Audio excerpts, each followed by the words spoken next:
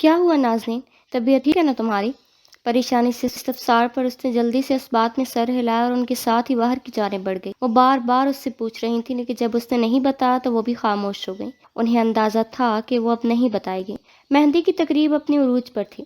سنہری روشنیوں کے حالے میں مقید ماحول ہر جانب سے شور، ہنگاموں اور کہکہوں کی باز گشت سے گونج رہا تھا۔ جب سب کزنز اپنا اپنا تیار کردہ رقص پیش کر چکے تو یوں ہی گول میز کے گرد لگی بہت سی کرسیوں کی جانب سے مٹائے نت نئے رنگوں سے سجے ملبوسات میں لپٹی لڑکیاں اور سفید قمیض شلوار پر مختلف رنگوں سے آراستہ دوپٹوں کو گلے میں ڈالے لڑکے بہت پرجوش اور تمتماتے چہرے کے ساتھ ہنسنے میں مصروف تھے۔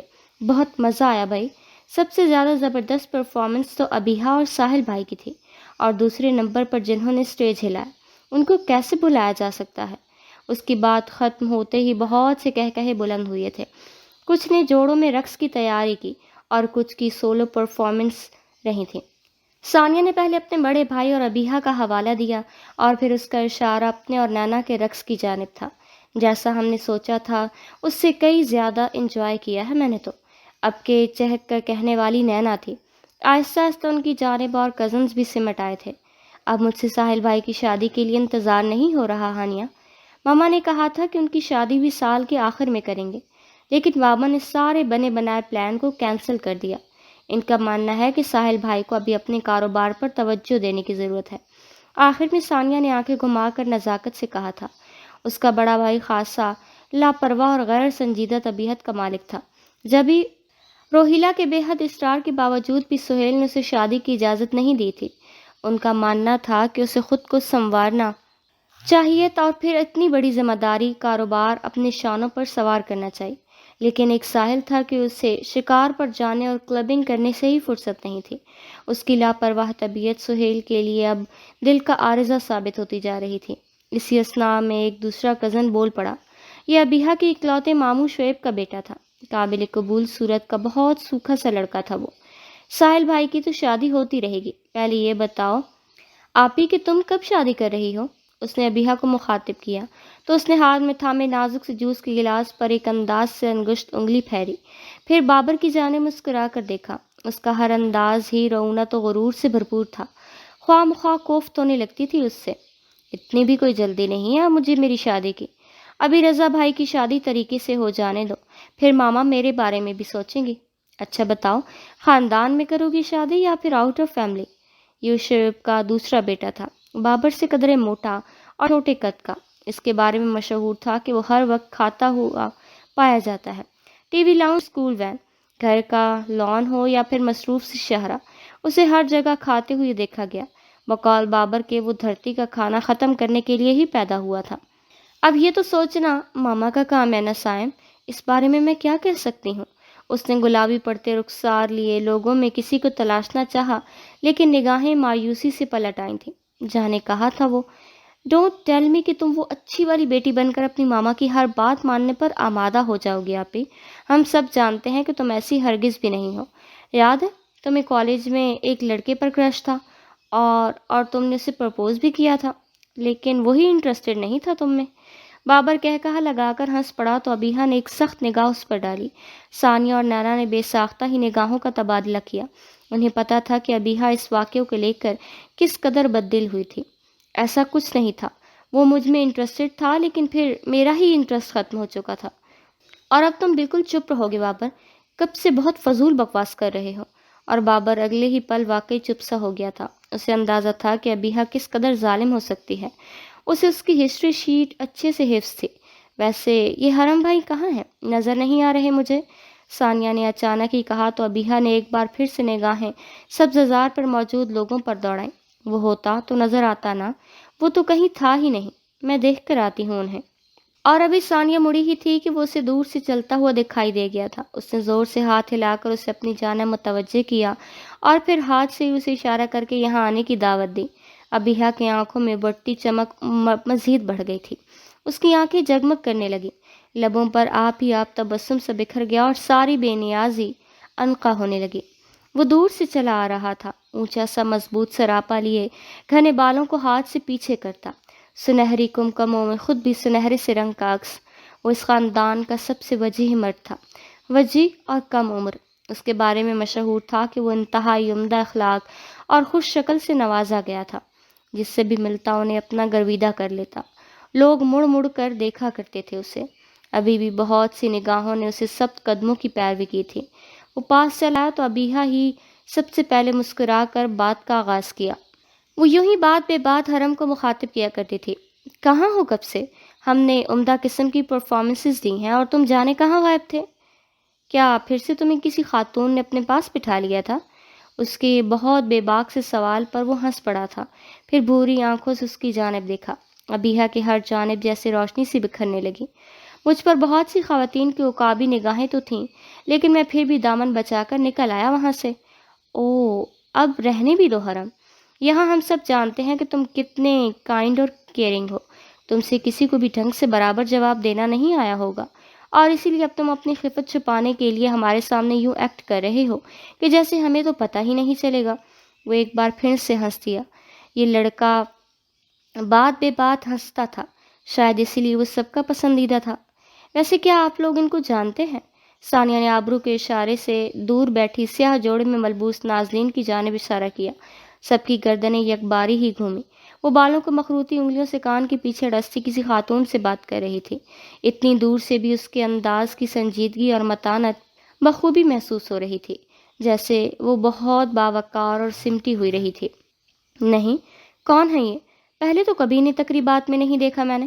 حرم کی دلچسپ سے تبصرے پر ابیہا نے یکلختی لب بھینچ لیے تھے، شاید اسی لیے کہ وہ کسی کے بارے میں اتنی دلچسپی سے کبھی گویا نہیں ہوا تھا، اور خاص کر کسی لڑکی کے لیے تو کبھی نہیں، اور اس کے لیے تو ہرگز بھی نہیں۔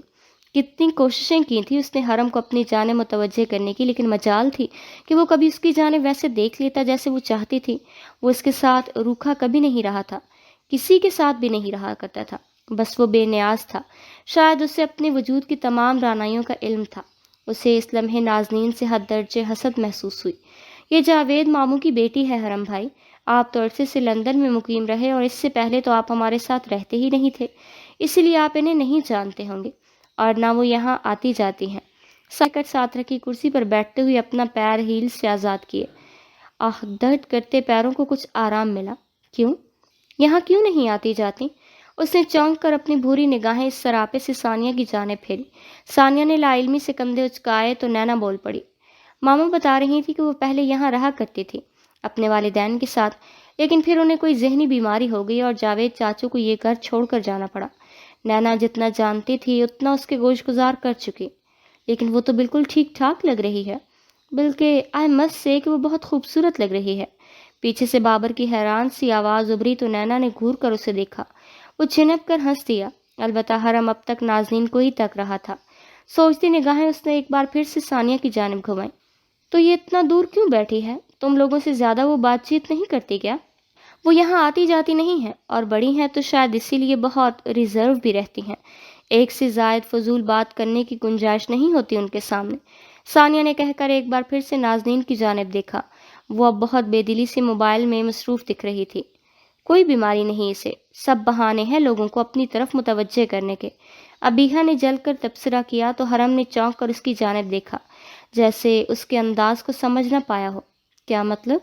مطلب صاف ہے، اسے لگتا ہے کہ پوری دنیا میں بس وہی خوبصورت ہے، اس لیے وہ اپنے آس پاس کسی بھی انسان کو منہ نہیں لگاتی۔ اسٹریٹجی ہوتی ہے یہ بھی لوگوں کو اپنی جانب متوجہ کرنے کی۔ جب آپ توجہ حاصل کرنے کی سعی نہ کر رہے ہوں تبھی آپ کو سب سے زیادہ توجہ ملتی ہے، اس نے کڑوے انداز میں کہہ کر ثانیہ کے برابر رکھی کرسی پر بیٹھتے ہی رخ نازنین کی جانب سے پھیر لیا۔ یہ لڑکی اسے پہلی ہی ملاقات سے پسند نہیں آئی تھی۔ واہ، کیا زبردست اسٹریٹجی ہے! ویسے کیوں نہ آپی تم بھی اسی آزمودے سے نسخے کو آزما کر بہت سی توجہ حاصل کر لو۔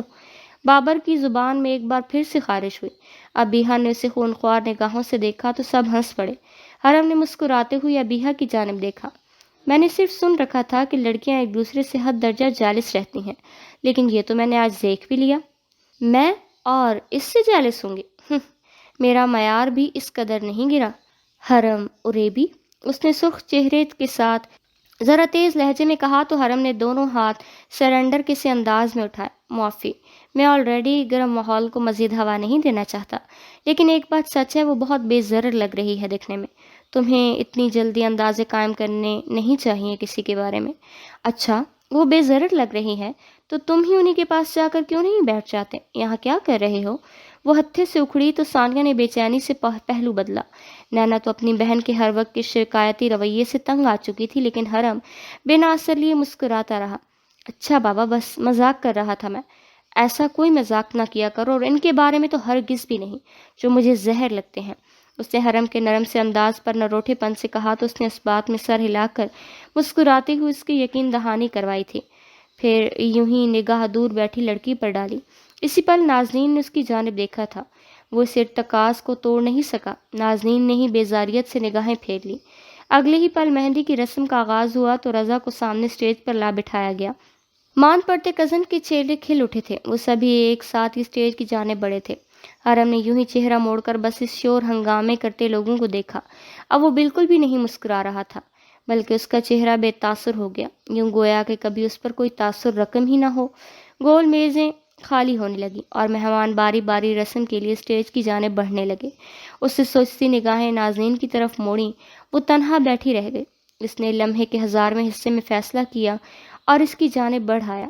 ایک رات کب دراز قد سے لڑکے نے چہرے پر سیاہ ماسک چڑھایا اور پھر نپے تلے قدم برابر اٹھاتا مختلف گلیوں میں آگے بڑھتا رہا۔ وہ گہری سیاہی میں چلتا اسی سیاہی کا حصہ لگ رہا تھا۔ گلیاں تنگ اور تاریک تھیں، کچھ آگے چل کر بیشتر کیفیز اور ریسٹورنٹس کا آغاز ہوا کرتا تھا، لیکن یہاں پر قدم رکھتے ہی ہر انسان پر حقیقت آشکار تھی کہ وہ کھانا کھلانے یا عام تفریحی مقامات سے خاصے اوپر کے دھندوں میں ملوث اڈے تھے۔ ان ریسٹورنٹس کے تہخانوں میں جو کاروبار سانس لے رہے تھے وہ کسی بھی معاشرے کی جڑوں کو کھوکھلا کر دینے کے لیے کافی تھے۔ مختلف عورتیں نیم برہنہ سے ملبوسات میں اس کے آس پاس سے گزرنے لگیں۔ کسی نے نشے میں دھت مردوں کے کندھے سے تھام کر سہارا دے رکھا تھا تو کوئی بھاؤ تاؤ کرنے میں مصروف تھا۔ اس نے سر پر ڈلی پی کیپ کو 2 انگلیوں سے مزید برابر کیا اور پھر لمبے لمبے ڈگ بھرتا ایک کیفے کا دروازہ دھکیلتا اندر چلا گیا۔ پس منظر میں بجتے مدھم سی میوزک اور نرم گرم سے ماحول میں بہت سے لوگ بھاپ اڑاتی کافی سے لطف اندوز ہو رہے تھے۔ ان کی باتیں کرنے کی آواز بھنبھناہٹ کی صورت محسوس ہوتی تھی۔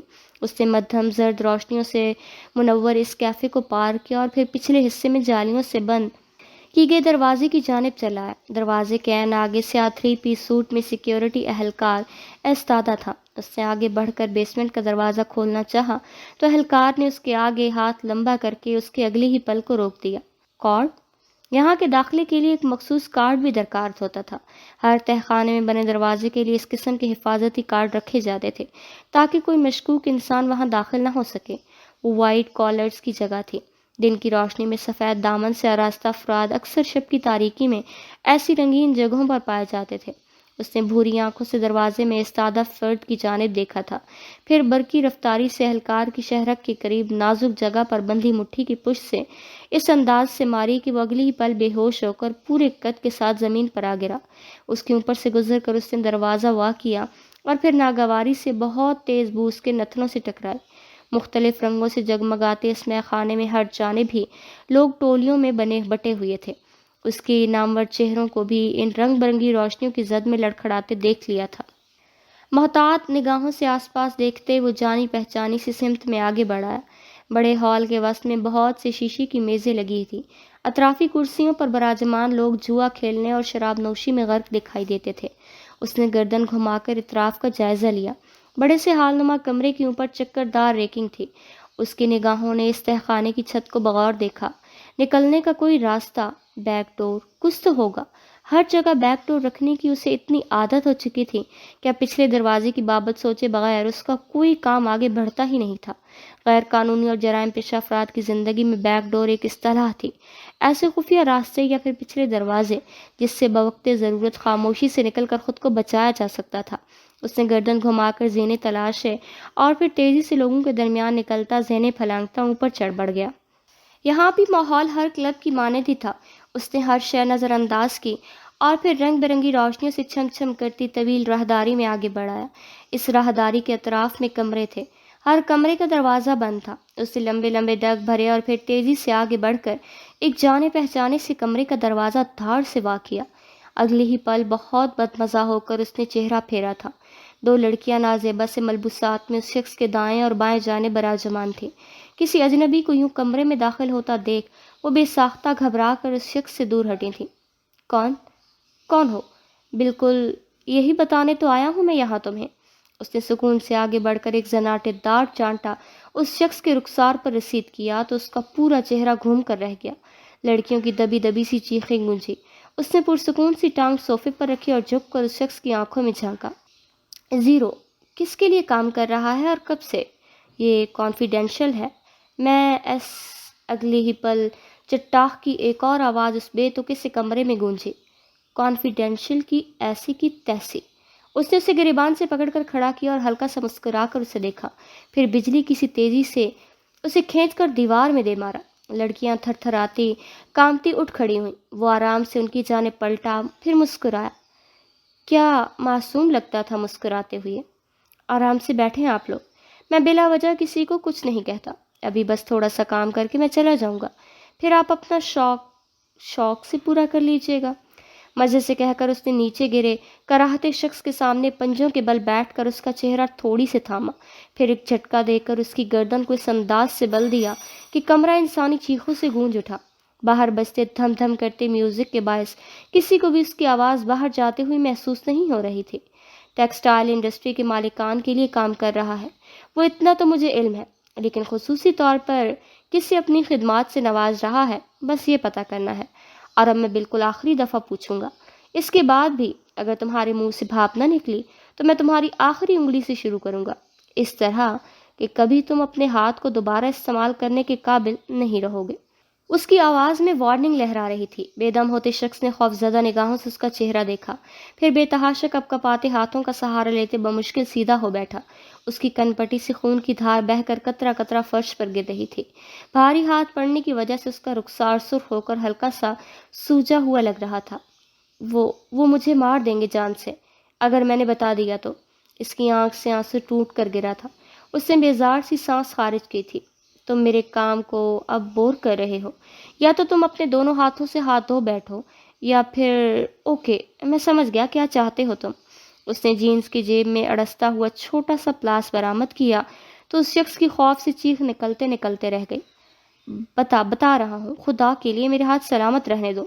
بولو۔ وہ زیرو ہے، اس کا اصل نام کوئی نہیں جانتا، باقر ہمدانی کے لیے کام کر رہا ہے۔ وہ کس قسم کا کام؟ اس کی اسپاٹ آواز ابھری تھی۔ اسے بالخصوص زر آباد میں بچ جانے والے گھرانوں کو ختم کرنے کا حکم دیا گیا۔ کس نے دیا؟ پلیز میں نے پوچھا کس نے حکم دیا؟ احمد لغاری۔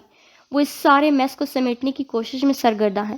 انہیں اپنا آرگن ٹریفکنگ کاروبار بھی جلد ہی منظر عام سے اوجھل کرنا ہے، کیونکہ پولیس حکام کی جانب سے بہت سخت احکامات صادر کیے گئے ہیں۔ ہر انڈر گراؤنڈ بزنس کو کھود کر انہیں انجام تک پہنچایا جا رہا ہے، اس لیے بہت جلدی زیرو کو ہائر کیا گیا اس کام کے لیے۔ جتنا جلدی ہو سکے گا وہ اس کام کو سمیٹ کر فارغ ہو جائے گا۔ اٹھتے ہوئی آخری سرد نگاہ اس پر ڈالی، پھر وہ ملک سے بھاگ جائے گا۔ کس ملک؟ مجھے نہیں، لیکن وہ اس کی چھوٹی انگلی بہت بے دردی سے مروڑ چکا تھا۔ چٹخ چٹخ کر آوازوں کے ساتھ اس انسان میں باقی طاقت کا آخری قطرہ بھی جیسے نچڑ گیا ہو۔ سری لنکا یا پھر شاید کور یا بھاگ جائے وہ۔ اس کے مالکان اسے بخوبی بلکہ بخوشی کسی بھی ملک میں سیٹل کروانے کے لیے حامی بھر چکے ہیں، بلکہ پیپر ورک تک کی کارروائی مکمل کی جا چکی ہے، صرف ایکشن تک کا انتظار کر رہے سب۔ کتنے گھرانوں کا حکم صادر کیا گیا؟ صرف ایک آخری، انصاری کا گھرانہ رہتا ہے۔ اس نے اگلے ہی پل اپنی جیب سے ریوالور نکالا اور چند قدم پیچھے ہٹا۔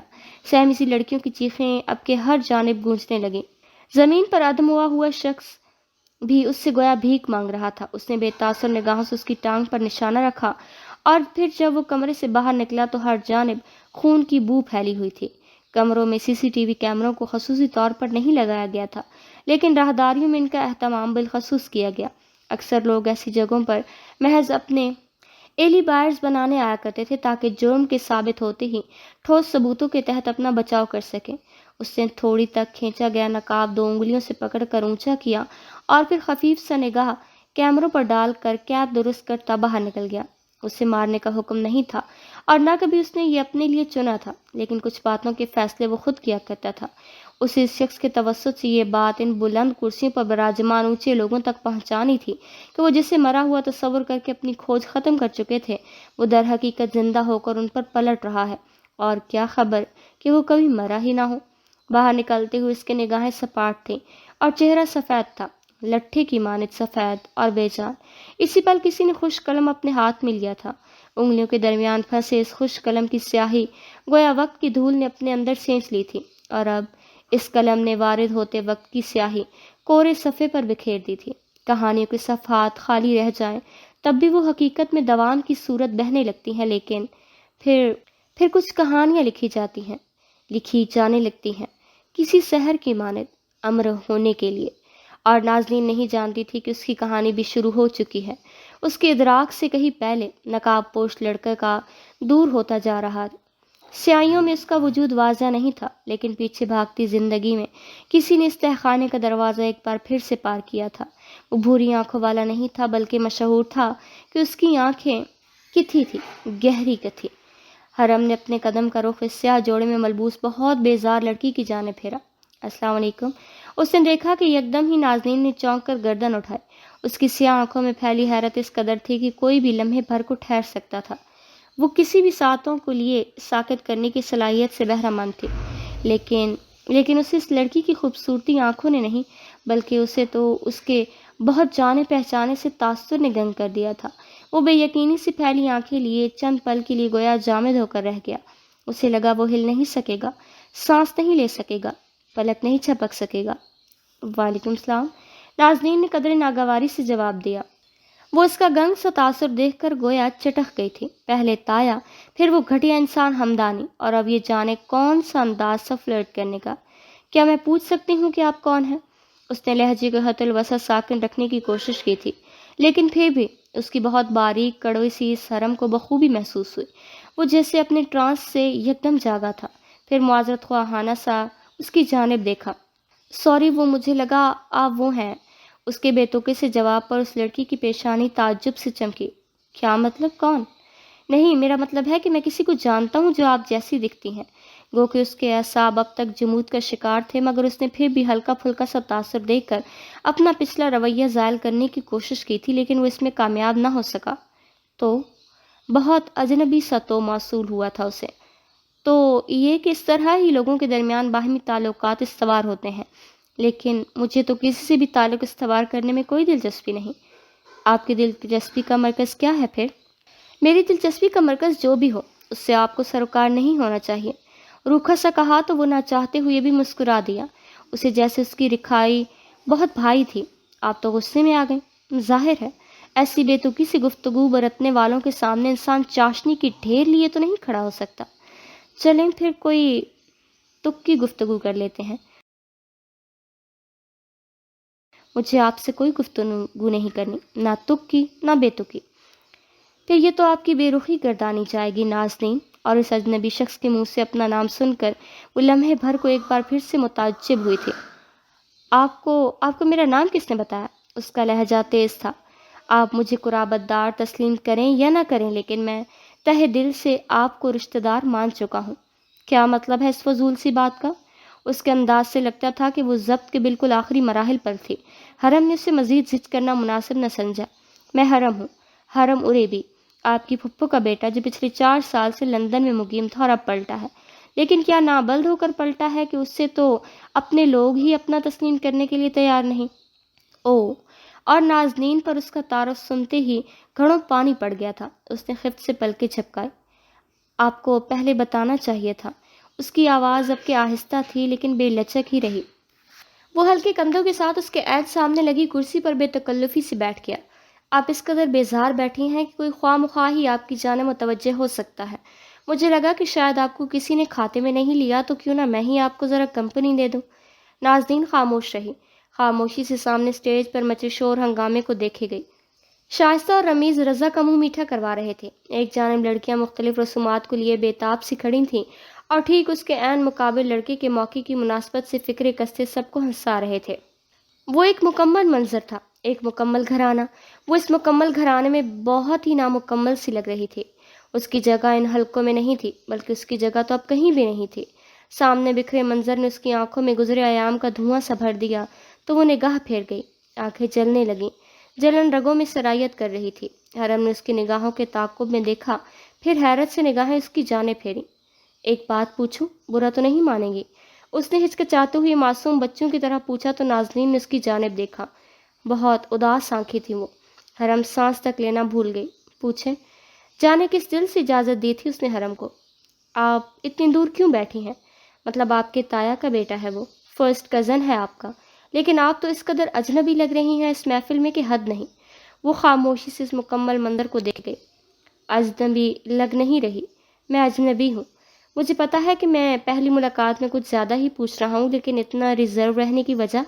اس کے سوال پر نازنین نے گہرا سانس لیا، پھر نگاہیں اس کی جانب پھیری۔ میں ایسی ہی ہوں۔ وجہ؟ ہر چیز کے لیے وجہ کا درکار ہونا ضروری نہیں۔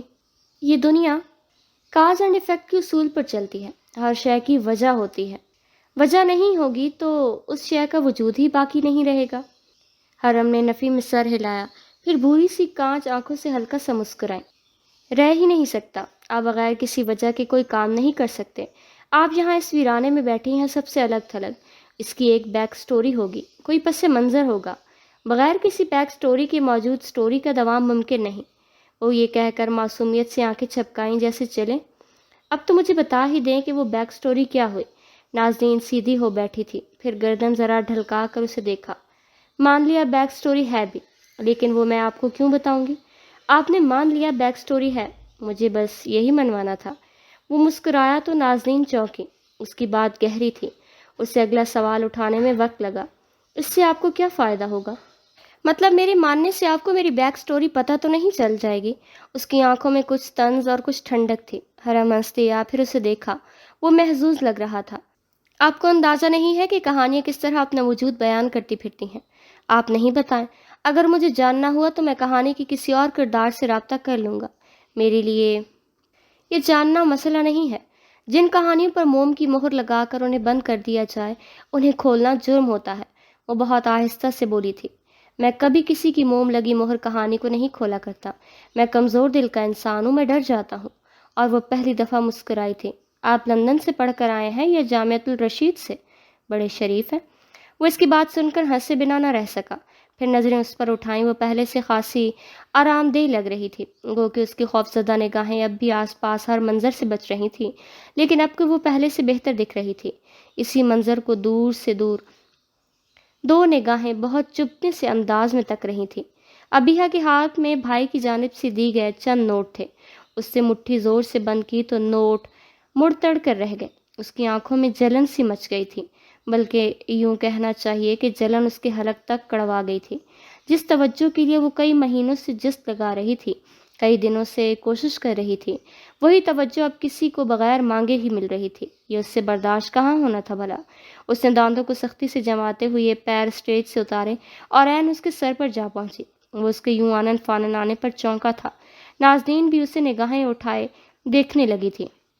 تم اب یہاں بیٹھ گئے؟ وہاں اسٹیج پر سب تمہارا انتظار کر رہے ہیں اور تم اپنوں کو نظر انداز کیے غیروں کی طرح ایک کونے میں جم کر بیٹھ گئے۔ وہ کہہ کر حرم کو کہہ رہی تھی، لیکن سنانا نازنین کو ہی تھا۔ نازنین کا چہرہ سپاٹ ہی رہا، پچھلے لمحوں کا تبسم غائب ہو چکا تھا، تلخی واپس آ چکی تھی۔ حرم نے سکون سے ابیہ کی جانب دیکھا۔ ایک کونے میں جم کر بیٹھنے والا غیر کیسے ہو گیا آپ بھی؟ وہ جتنا بھی کوشش کر لے، لیکن وہ کبھی غیر نہیں ہو سکتا۔ اور وہ جو چہرہ جھکائے اپنا فراق درست کر رہی تھی جم سی گئی۔ ایک پل کو چہرہ اٹھا کر اسے دیکھا، لیکن وہ ابیہ کی جانب متوجہ تھا۔ اس کے ماتھے پر گلتے بال اسے لاؤبالی اور غیر سنجیدہ سا ظاہر کرتے تھے، لیکن وہ اتنا لاؤبالی نہیں تھا۔ کچھ تھا جو نازنین کو چونکا گیا۔ کیوں نازنین؟ پھر مسکرا کر اس سے پوچھا تو اس نے بھی بمشکل مسکرا کر سر اس بات میں ہلا دیا۔ ابیہ نے سرد نگاہیں اب کی اس کی جانب پھیری تھیں۔ جب اپنے خود ہی کسی کو خدرے میں بیٹھنے کو ترجیح دیں تو ایک وقت بعد وہ غیر ہی تسلیم کیے جاتے ہیں۔ اپنا ہونے کی بھی ایک ایکسپائری ڈیٹ ہوتی ہے حرم۔ وہ آخر میں تنزیہ سے مسکرائی۔ حرم جو چہرہ بند مٹھی پر ٹکائے ترچھا ہو کر سر پر کھڑی ابیہ کو دیکھ رہا تھا، یکدم ہنسا، پھر نفی میں سر ہلا کر چہرہ اٹھایا۔ پوری کانچ سی آنکھیں ذہین لگتی تھیں۔ اپنا ہونے کی ایکسپائریشن ڈیٹ نہیں ہوا کرتی ابھی، غیر ہونے کی ایکسپائریشن ڈیٹ ہوتی ہے، اور وہ جانتا تھا کہ اس نے ابیحہ کو لاجواب کر دیا ہے، اور لاجواب تو اس نے نازنین کو بھی کر دیا تھا۔ وہ یوں بند مٹھی پر اپنا چہرہ ٹکائے ایسی باتیں کر رہا تھا جو آگے والوں کو چونکا دینے کے لیے کافی تھیں۔ تم چل رہے ہو میرے ساتھ یا نہیں؟ اس نے ہاتھ آگے بڑھائے تھے، لیکن حرم نے اپنا ہاتھ پیچھے کر لیا۔ ایک پل لگا تھا اس کے بھورے ارتکاز کو سنجیدہ ہونے میں، اور کچھ تھا جس نے ابیحہ کو بھی پیچھے ہونے پر مجبور کر دیا تھا۔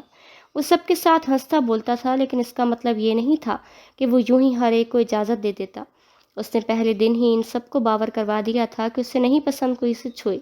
شاید ابیحہ لمحے بھر کو یہ بات بھی بھول گئی تھی۔ چل رہا ہوں بابا۔ اچھا نازنین۔ وہ اٹھ کھڑا ہوا۔ نازنین نے اپنا چہرہ اٹھا کر اسے دیکھا۔ خوشی ہوئی آپ سے مل کر، امید ہے آئندہ بھی آپ سے ملاقات ہوتی رہے گی۔ اس نے محض سر ہلانے پر اکتفا کیا۔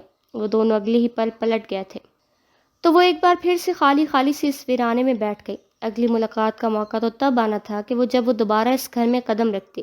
اس نے آج ہی اسی پہر فیصلہ کر لیا تھا کہ دوبارہ کبھی اس گھر میں قدم نہیں رکھے گی، کبھی بھی نہیں۔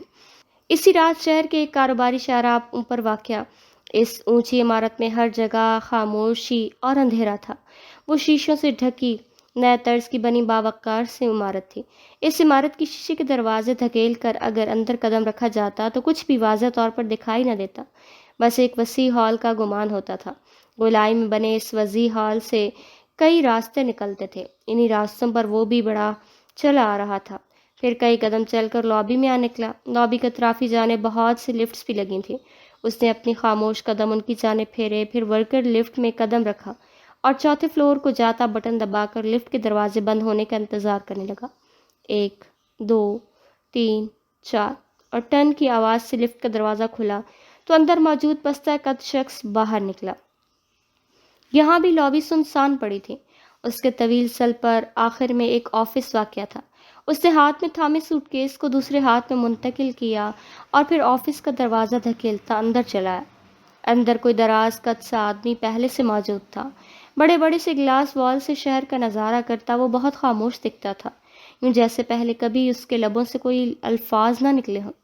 گہرے اندھیرے کے باعث اس کا چہرہ واضح نہیں تھا، اور نہ ہی آفس کا اندازہ ہوتا تھا کہ وہ کس طرز پر مبنی ہے۔ بس ایک خوشبو سی تھی اس کے آفس میں، دولت کی خوشبو۔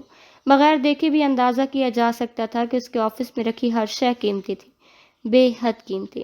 لوگوں کے اعضاء فروخت کر کے خریدی گئی اشیاء تھی وہ، قیمتی بھلا کیسے نہ ہوتی۔ کہو جمشید۔ اس کی آواز کھردری تھی، بے جان سی۔ زیرو کے بارے میں کوئی معلوم کروا رہا ہے صاحب؟ کون ہے؟ کس نے جرأت کی؟ CCTV فوٹیج میں اس کا چہرہ تو واضح نہیں، لیکن وہ دراز قد کا بہت اچھا توازن رکھنے والا بندہ ہے۔ پستہ قد جمشید نے مؤدب سے کہہ کر گردن جھکا دی تھی۔ اچھا توازن؟ اسے جیسے یہ بات سمجھ نہیں آئی تھی۔ جی سر، وہ اپنے پیروں پر جم کر کھڑا ہونے والا مرد ہے۔ کوئی اس کے ساتھ سے ٹکر مار کر گزرنا چاہے تو گزر نہیں سکتا۔ وہ بالکل آخری لمحات میں اپنا شانہ پیچھے کر لیتا ہے۔ کہیں سے کوئی دھکا یا جھٹکا آ لگے تو اس کا توازن برقرار رہتا ہے، ہلتا نہیں۔ دراز قد سے درمیانی عمر کے شخص نے دلچسپی سے آبرو اوپر کو اٹھائے تھے۔ کیا پوچھنے آیا تھا وہ؟ یہی کہ زیرو کس لیے کام کر رہا ہے، کب تک کام کر لے گا، کس نے حکم دیا اسے کام کا، اور کام کے بعد وہ کس ملک میں پناہ لے گا۔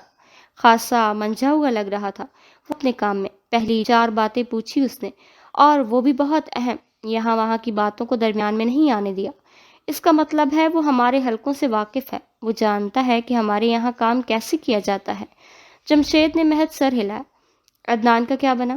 اس کی ٹانگ میں گولی ماری گئی ہے، اور اس انداز سے ماری گئی ہے کہ کوئی بہت ٹرینڈ شوٹر ہی وہ اسے مار سکتا ہے، محض گوشت میں۔ اس کی رگ کو نقصان نہیں پہنچا۔ شوٹنگ رینج بھی بالکل برابر تھی۔ کسی اناڑی کے ہاتھ میں نہیں تھا ریوالور۔ اسے پتا تھا کہ وہ کیا استعمال کر رہا ہے۔ اس شخص نے ہنکارا بھرا تھا۔ کیا کیا اگلا عدنان نے؟ سب کچھ، جتنا وہ جانتا تھا سب کچھ اگل دیا ہے اس نے۔ ہمیں اسے کام پر رکھنے سے پہلے پرکھنا چاہیے تھا۔ اس کا منہ بند کرواؤ اور ان 2 لڑکیوں کا بھی بندوبست کرو جو اس رات اس کے ساتھ تھیں۔ اور ہاں، زیرو کو بولو چند دن کے لیے منظر عام سے غائب ہو جائے، ابھی درست وقت نہیں ہے۔ پہلے کام میں روڑے اٹکانے والے شخص کو ڈھونڈو، اور پھر انصاری کے گھرانے کا کام تمام کرنا ہے۔ یہ آخری بات اندھیا تھی کہ اب جمشید پلٹ جائے، اور اس نے کیا بھی یہی۔ سر ہلا کر مؤدب سا پلٹ گیا۔ نیم تاریک کمرے میں وہ شخص اب تک گلاس ونڈو سے باہر جگمگاتے شہر کو تک رہا تھا۔ وہ واپسی کے لیے گاڑی میں آ بیٹھی تو صوفیہ نے پلٹنے میں خاصا وقت لگایا۔ انہیں غالباً شائستہ نے روک لیا تھا تاکہ اگلے دن کی تقریب کے لیے انہیں راضی برضا آنے کے لیے قائل کر سکتی، اور شاید ناظرین کو لانے کے لیے بھی انہیں تاکید کی گئی۔ بہرحال جو بھی تھا، وہ مزید اس گھر میں نہیں رک سکتی تھی، سانس نہیں لے سکتی تھی۔ اس کا دم گھٹتا تھا ایسے کسی بھی ماحول میں، اور خاص کر وہ ماحول جو اسے اس کے ٹوٹے بکھرے بچپن کی یاد دلایا کرتا تھا۔ بھابھی بہت خوش ہوئی تمہارے اور میرے شرکت کرنے پر۔ مجھے تاکید کر رہی تھی کہ بارات میں تو آپ نے لازمی شریک ہونا ہے اور ساتھ وجدان کو بھی لانا ہے۔ وہ گاڑی میں بیٹھتے ہی بولنے لگی۔ ان کا خوشی سے دمکتا چہرہ دیکھ کر ناظرین کے اندر پھانس سی ابھری تھی۔ دل کے کہیں اندر بہت گہری تکلیف نے سر اٹھایا۔ یہ لوگ کمزوریوں سے واقف تھے۔ وہ اپنی ماں کے لیے، اپنے بھتیجے کے لیے کسی بھی حد تک جا سکتی تھی۔ ہاں، وہ ان کے لیے کچھ بھی کرنے کو تیار تھے، اور یہ گھٹیا لوگ اسے انہی سے آزما رہے تھے۔ اسے صوفیہ کے تمتماتے رخسار دیکھے تو اپنی ہر سوچ پر کف افسوس مل کر رہ گئی۔ اس کی ماں آج بہت دنوں بلکہ بہت سالوں بعد اسے خوش نظر آئی۔ کیا وہ ان سے ان کی یہ خوشی چھین سکتی تھی؟ کیا وہ یہ کر سکتی تھی؟ اس نے بمشکل تھوک نگل کر مسکراتے ہوئے سر ہلایا اور انگیشن میں چابی گھمائی۔ سارے راستے اس نے امی کی باتیں سنی۔ وہ اسے ہر بچھڑی خاتون کے اگلے پچھلے قصائد سے بہرہ مند کر رہی تھی۔ وہ بھی سر اس بات میں ہلا کر بظاہر دلچسپی سے سننے لگی، کیونکہ وہ جانتی تھی کہ اس کے پاس اور کوئی راہ نہیں۔ وہ چاہے تب بھی اس سب سے رخ نہیں موڑ سکتی۔ کیا تم حرم سے ملی؟ روہیلا کا بیٹا جو کچھ ماہ پہلے ہی لندن سے پڑھ کر پلٹا ہے؟ ان کے پوچھنے پر اس نے سر اس بات میں ہلایا۔ کتنا پیارا بچہ ہے ماشاءاللہ، لگتا ہی نہیں کہ روہیلا کا سوتیلا بیٹا ہے وہ۔ اس قدر گہری الفت تھی ان دونوں ماں بیٹے میں کہ حد نہیں۔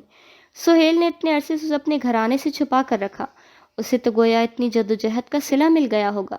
ہم ظاہر کو دیکھ کر کہہ سکتے ہیں کہ امی کے وہ خوش ہوگا یا پھر پھپھو نے اسے قبول کر لیا ہوگا۔ باطن کا حال تو وہ جانتا ہے یا پھر اللہ۔ اور روہیلا پھپھو کی تو عادت سے واقف نہیں کیا آپ؟ اپنے گھر میں کسی چونٹی تک کو برداشت نہیں کر سکتی کہ جا کے اپنے شوہر کی دوسری اولاد کو قبول کریں گی۔ لیکن روہیلا تو اس کی تعریفیں کر کر نہیں تھک رہی تھی۔ وہ ان کے جواب پر ہولے سے مسکرائے۔ یہ امیر لوگ بہت عجیب ہوتے ہیں امی، انہیں اپنی فیملی سسٹم کو مضبوط دکھانے کا بہت شوق ہوتا ہے، خواہ اندر سے ان کے رشتے کتنے ہی کھوکھلے ہوں۔ باہر والوں کے لیے ان کا گھرانہ آئیڈیل ہونا چاہیے۔ وہ اسے آئیڈیل کیوں رکھتے ہیں؟ تاکہ ان کی بزنس ڈیلز پر کوئی فرق نہ پڑے۔ ہم انہیں ان کے ظاہر سے نہیں جان سکتے۔ بظاہر بہت صاف نظر آنے والے لوگ بھی بہت میلے ہوتے ہیں۔ لیکن صوفیہ کو اس کی بات پسند نہیں آئی تھی۔ ناگواری سے اس کی جانب دیکھا۔ ہر ایک کو شک کی نگاہ سے نہ دیکھا کرو نازو، یہ شک نہیں ہے امی، یہ حقیقت کی نگاہ ہے۔ حقیقت کا ہمیشہ کڑوا ہونا ضروری نہیں ہوتا۔ دو بدو بولی تو اس نے گہرا سانس لیا، پھر احتیاط سے موڑ کاٹا۔ مجھے حقیقت کو کڑوا کرنے کا کوئی شوق نہیں ہے امی، میں نے تو بس جو اپنی زندگی، اپنے مشاہدے اور اپنی کتابوں سے سیکھا ہے وہ آپ کو بتا دیتی ہوں۔ ایک تو تمہاری یہ کتابیں، زہر لگتی ہیں مجھے یہ موئی کتابیں، بگاڑ دیا ہے تمہیں ان کتابوں نے۔ وہ ان کے بے حد جلے سے تبصرے پر ہنستی، جانتی تھی کہ صوفیہ کتابوں سے کبھی نہیں بنی، لیکن ایک وہ تھی کہ اس کا کتابوں کے بغیر گزارا ہی نہیں۔ امی میری کتابوں کو کچھ نہ کہیں، بہت ساتھ دیا ہے میرا انہوں نے، ہر اندھیرے میں روشنی کو کوندے کی مانند لپکی ہیں میری رہنمائی کرنے۔ تب بھی جب ہمارے اپنوں نے ہمیں چھوڑ دیا۔ اس کی آواز میں رنج کی کوئی رمق نہیں تھی۔ نارمل سے انداز میں ڈرائیو کرتے ہوئے وہ بہت نارمل سی بات کر رہی تھی۔ اگر انہوں نے ہمیں چھوڑ بھی دیا تو کیا؟ اس وقت کے حالات ہی ایسے تھے کہ کوئی بھی ان کی جگہ ہوتا تو یہی کرتا۔ انہوں نے تو جو کیا جو انہیں کرنا چاہیے تھا، لیکن اب تو انہیں احساس ہو چکا ہے نا ہمیں چاروں ناچار پسے پش ڈالنے کا۔ اب جب وہ گرم جوشی سے ہمارے جانب بڑھا رہے ہیں اپنا ہاتھ، تو ہم کیوں ناشکری کی چادر اوڑھ کر اس بڑھتے ہاتھ کو جھٹلا دیں؟ یہ ہماری بہت بڑی بے وقوفی گردانی جائے گی نازو۔ ان کی آنکھوں پر رویوں کی پٹی بندھ چکی تھی، اور نازنین چاہ کر بھی اس پٹی کو کھول نہیں پا رہی تھی۔ شاید ایسا ہی ہوتا ہو، جب زندگی نے بہت عرصے تک آپ پر ہاتھ تنگ کر رکھا ہو تو ایک وقت بعد انسان اپنی فطرت کے باعث حریص ہونے لگتا ہے۔ وہ کسی کھلے لمحے زندگی سے وہ سب کچھ بٹور لینا چاہتا ہے جو زندگی نے اس پر پچھلی کی ایام سے تنگ کر رکھا ہو۔ صوفیہ کو الزام دینے کے لیے اس کے پاس کوئی جواز باقی نہیں رہا تھا۔ اس قدر حریص ہونے کا تو حق خیر انہیں بھی تھا۔ اس بات کے جواب میں بھی وہ خاموش رہی۔ اس نے دوبارہ کوئی بات کر کے ان کی بات سے اختلاف کرنا مناسب نہ سمجھا۔ گھر میں داخل ہوتے ہی وہ وجدان کی جانب بڑھی تاکہ اسے آج کی رودات سنا سکے۔ اس نے گہرا سانس لے کر ان کے پرجوش سے انداز کو دیکھا اور پھر اپنے کمرے کی جانب چلی آئی۔ آہستہ سے دروازہ وا کیا اور سست قدم اندر کی جانب بڑھائے۔ اندر آ کر لباس تبدیل کیے بغیر اپنے بستر پر دراز ہو گئی۔ کھلے بال لہرا کر پھسلتی ہوئی زمین سے آ لگے۔ ایک آنسو ٹوٹ کر کن پٹی میں جذب ہوا، آنکھیں سرخ ہو گئیں، سانس گھٹنے لگا۔ میں ڈر گئی ہوں بابا، کوئی مجھے ڈرا رہا ہے۔ زید کمرے میں روشن لیمپ کی روشنی سرسرا کر اٹھی تھی۔ وہ یوں ہی چھت کو تکتی رہی۔ کئی ایام نظروں کے سامنے سے گزر رہے تھے۔ مجھے لگتا ہے کہ کوئی میرے کمرے میں آتا ہے بابا، وہ مجھ سے زبردستی کرتا ہے، میرا گلا گھونٹتا ہے، میں مر رہی ہوں، میں مرتی جا رہی ہوں، مجھے بہت ڈر لگتا ہے۔ 10 سالہ نازنین جاوید کے سامنے گھٹنوں کے بل گری رو رہی تھی۔ جاوید بے بسی سے تک رہے تھے۔ اس نے آنکھیں کھول دیں۔ بہت سے آنسو خاموشی کے ساتھ اس کے بالوں میں جذب ہوتے جا رہے تھے۔ گھنگور پلکوں سے سجی آنکھیں ضبط کی شدت سے گلابی رنگ دکھ رہی تھی۔ تکلیف سوا ہو رہی تھی اور اس قدر ضبط پر دکھنے لگا تھا۔ اس نے محسوس کیا کہ جیسے کوئی گیلی شے اس کے حلق میں اترنے لگی۔ وہ حلق میں گرتے ان آنسوؤں کی عادی تھی۔ وہ ہر اس شے کی عادی تھی جس سے تکلیف کا کوئی بھی عنصر وابستہ کیا جا سکتا تھا۔ رات قطرہ قطرہ پگھل رہی تھی اور پگھلتی جا رہی تھی۔ اس پہر حرم نے اپنے کمرے کی جانب رخ موڑا اور پھر بجتے فون کو نگاہوں کے سامنے کیا۔ بولو سارنگ۔ اس نے کمرے میں داخل ہو کر محتاط نگاہوں سے جائزہ لیا، پھر بنا چاپ پیدا کیے کھڑکی تک چلا آیا۔ دیوار گیر شیشے کے دروازے سے ڈھکی کھڑکی پر بھاری پردہ گرا تھا۔ اس نے پردوں کو 2 انگلیوں سے پرے کیا اور باریک سی جھری سے گھر کے پچھلے دالان کو دیکھنے لگا۔ کون لوگ تھے؟ سارنگ کی کسی بات کے جواب میں اس نے انتہائی خاموشی سے کہا، گویا وہ سرگوشی میں خود سے ہی محو گفتگو ہو۔ کوئی میرے کمرے میں بھی آیا تھا، لیکن وہ جو کوئی بھی تھا جا چکا ہے۔ اب کی شاید دوسری جانب موجود سارنگ بھی چونکا تھا۔ اس نے گہرا سانس لے کر نگاہ کمرے پر ڈالی۔ مجھے کمرے کو دیکھنا پڑے گا سارنگ، رکھتا ہوں، کچھ دیر بعد بات کریں گے۔ وہ اگر کچھ لے کر گیا ہے تب بھی معلوم ہو جائے گا، اور اگر کچھ رکھ کر گیا ہے تب بھی اندازہ ہو جائے گا۔ اور ہاں، راحت، مظہر کے بارے میں جو معلومات میں نے تم سے مانگی ہیں اس کا کیا بنا؟ اس نے آگے بڑھ کر سنگھار آئینے پر دھری چیزیں الٹ پلٹ کر دیکھیں۔ اس کی زیرک نگاہیں ہر شے سکین کرتے ہوئے گزر رہی تھیں۔ اسے اپنے کمرے کی ہر شے اور اس کے رکھنے کا طریقہ حفظ تھا۔ یہ ان کی ٹریننگ کا حصہ تھا۔ وہ اپنے کمرے کو ہر ایک زاویے سے رکھتے تھے کہ جو ہی کوئی تبدیلی وارد ہو انہیں اندازہ ہو جائے۔ اس نے یہ طریقہ اس قدر فطری رکھا تھا کہ کسی کو بھی اس کی جانب سے کوئی کھٹکا نہیں ہوتا تھا، ہو ہی نہیں سکتا تھا۔ کوشش کر کے جلد مجھے معلومات دے دو، مجھے کام کرنے ہیں، رکھتا ہوں اب۔ اس نے فون رکھا اور پھر آہستہ سے جھکا۔ اس کے بیڈ کے عین نیچے انگشت انگلی کی اوپری حصے جتنا وائس ٹرانسمیٹر چپساں تھا۔ اس کی جلتی بجھتی سرخ بتی اس بات پر گواہ تھی کہ جتنی باتیں بھی وہ کر چکا ہے، کوئی دوسری جگہ بہت آرام سے ان باتوں کو نہ صرف سن سکتا ہے بلکہ ریکارڈ بھی کر سکتا ہے، اسے اس خلاف استعمال بھی کر سکتا ہے۔ اس نے ننھے سے ٹرانسمیٹر کو وہیں لگے رہنے دیا اور اپنی جگہ سے اٹھ گیا، پھر بیزار سے سانس خارج کیا۔ ان پچھلے سالوں میں وہ اتنے ٹرانسمیٹر لوگوں کی گاڑیوں، کمروں اور بیشتر چیزوں میں اٹکا چکا تھا کہ اسے ان بگز کو ٹریک کرنا اب مشکل نہیں لگتا تھا۔ آگے بڑھتے ہوئے اس نے درمیانی فاصلہ عبور کیا اور کمرے کا دروازہ بند کرتا باہر نکل آیا۔ زینے اترتے وقت اس کی نگاہیں پلٹ آئیں۔ مسکراتا ہوا حرم نرم بھورا ارتکازی لیے واپس آ چکا تھا۔ یکایک اسے سیاہ نگاہیں آنکھیں یاد آئیں تو وہ اپنی جگہ پر جم سا گیا۔ زینے اترتے اس کے قدم اگلے ہی پل ٹھہر گئے تھے۔ اتنی مماثلت، کیا اتنی مماثلت حقیقی ہو سکتی ہے؟ یا پھر ہر جانب اسے دیکھتے دیکھتے اب وہ ہر دوسری سیاہ آنکھیں رکھنے والی لڑکی میں اسے دکھائی دینے لگی تھی؟ اسے بہت کم چیزیں ایسی گنگ کیا کرتی تھیں اور بلا شبہ نازنین ان میں سے ایک تھی۔ اس کے ساتھ بیٹھنے اور باتیں کرنے تک ہر چیز اس کی طے کردہ تھی، لیکن اس دوران حیران ہونا اور یوں سیاہی کا اسیر ہونا اس کے پلان کا حصہ نہیں تھا، اور تاریخ گواہ تھی کہ جو چیز اس کے پلان کا حصہ ہوئے بغیر ان کا حصہ بن جاتی تھی، وہ کبھی بھی اس کی اچھائی کی ضامن نہیں ہوا کرتی۔ جھٹک کر اگلے ہی پل قدم آگے بڑھائے۔ نازنین اب تک چھت کو تک رہی تھی، خالی خشک نگاہوں سے۔ یہ جانے بغیر کہ کوئی تھا جو اس کی کھات میں بہت خاموشی سے بیٹھا ہوا تھا۔ وہ لڑکی تو تم سے حد درجہ بدظن لگ رہی تھی رمیز، کیا یہی دکھانے کے لیے تم نے اسے مہندی میں بلوایا تھا؟ اور تمہاری یہ خوش فہمی کب ختم ہوگی کہ وہ تمہیں جاوید کی جائیداد کا آدھا حصہ بھی دے دے گی؟ کیا وہ تمہیں بچی لگ رہی تھی؟ کیونکہ مجھے تو وہ ہرگز بھی بچی نہیں لگ رہی۔ باقر نے انتہائی سرد نگاہوں سے رمیز کا خاموش چہرہ دیکھا تھا۔ نازنین سے ہوئی عزت افزائی کے بعد وہ عجیب سا خاموش لگ رہا تھا۔ اس نے آگے بڑھ کر درمیانے ٹیبل بجھایا۔ سامنے براجمان رمیز نے پرسکون نگاہیں اس پر اٹھائیں۔ وہ لڑکی قانونی کارروائی کا ہاتھ رکھ ٹکتی ہے رمیز، اس پر ہاتھ ڈالنا آسان نہیں ہوگا۔ اس کے پاس ہی تمام کاغذات موجود ہیں، اور پھر ابھی بھی ہمیں کوئی اسکینڈل برداشت نہیں کر سکتے، جانتے ہو نا؟ راحت مظہر کے سیاسی کیریئر کا آغاز حال ہی میں ہوا ہے۔ اسے بھنک بھی پڑ گئی نا ہماری اس بے وقوفی کی، تو وہ ہمیں جو فنڈ دینے کا وعدہ کر چکا ہے اس سے فوراً مکر جائے گا۔ پریشانی سے چمکتی پیشانی مسلتا وہ دھیمے لہجے میں بولا۔ آس پاس پھیلی تاریکی میں محض ان کے درمیان رکھا میز ہی واضح تھا۔